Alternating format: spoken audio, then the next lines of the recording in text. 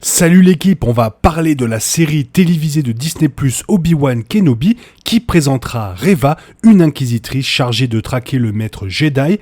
Dans cette vidéo, il y aura quelques informations sur ce personnage. On commence dès maintenant, let's go! Petit message avant de réellement commencer cette vidéo. On est actuellement 422 personnes sur la chaîne. Merci à ces personnes qui se sont abonnées et aux autres qui hésitent encore. Abonnez-vous, c'est gratuit et un grand merci. La série se déroule pendant les temps sombres du règne de l'Empire, une période où la lumière des Jedi semblait s'être éteinte pour toujours.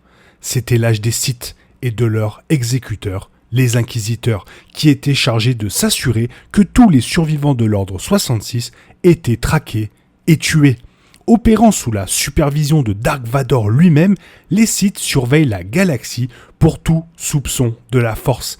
Ils comprenaient la plus grande faiblesse des Jedi, que leur compassion les rendait inadaptés à une période de ténèbres, les rendant incapables de simplement rester les bras croisés.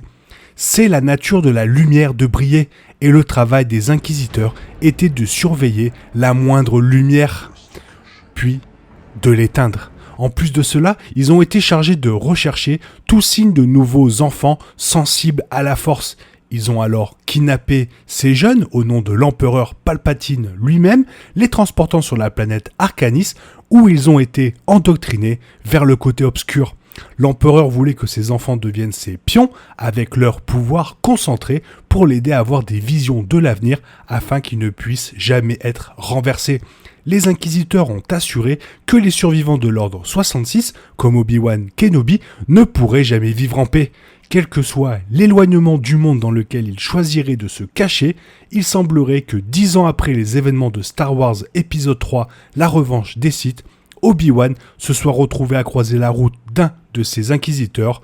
Voici tout ce que l'on sait sur Reva à ce jour. L'histoire de Reva est tout ce que nous savons. Les Jedi n'ont jamais été censés être des guerriers, et en tant que tels, la guerre des clones les a exposés à un niveau de conflit et de violence auquel ils étaient mal équipés pour faire face. Certains Jedi ont succombé à l'expérience, tandis que d'autres se sont affaiblis. Ces Jedi intéressaient particulièrement Palpatine, car il pouvait potentiellement être capturé et transformé en membre de l'Inquisitorius de Dark Vador. Reva était apparemment l'une de ces Jedi. Bien que les circonstances de sa rupture soient actuellement un mystère, on ne sait pas si elle a quitté l'ordre Jedi pendant la guerre des clones, devenant la proie de Palpatine, ou si elle a été capturée pendant l'ordre 66. Reva a été baptisée Troisième Sœur et elle a parcouru la galaxie en exécutant la volonté de l'empereur, rendant compte directement à Dark Vador. J'enfreins les règles de Palpatine rien qu'en vous disant son nom, Reva. Il est en fait assez surprenant de voir Reva désignée par son nom, car les Inquisiteurs avaient tendance à utiliser leur titre officiel, comme dans le cas de Reva, Troisième Sœur. Cela leur a permis de mettre de côté leur vie antérieure, de la même manière qu'un Sith choisit une nouvelle identité pour lui-même après être tombé du côté obscur. Mais dans le cas des Inquisiteurs, cela les déshumanise également. Reva brise donc le modèle des Inquisiteurs d'une manière intéressante. Et sans aucun doute, la série Obi-Wan Kenobi de Disney+ expliquera pourquoi. Il est possible qu'il y ait une raison simple, parce qu'elle est reconnue par Obi-Wan Kenobi et il refuse de s'adresser à elle par son titre d'inquisiteur. Alors, quel va être le rôle de Reva dans la série ? Obi-Wan Kenobi s'est enfui à Tatooine parce qu'il a déduit à juste titre que Dark Vador lui-même ne souhaiterait plus jamais remettre les pieds sur son monde natal. Mais le Maître Jedi n'a pas réalisé que l'empereur établirait un réseau d'agents qui garderait un œil sur les Jedi. Divers liens avec Star Wars ont déjà suggéré qu'Obi-Wan était incapable de simplement rester là et de regarder le mal prospérer sur Tatooine. En particulier lorsqu'un événement appelé la Grande Sécheresse s'est produit.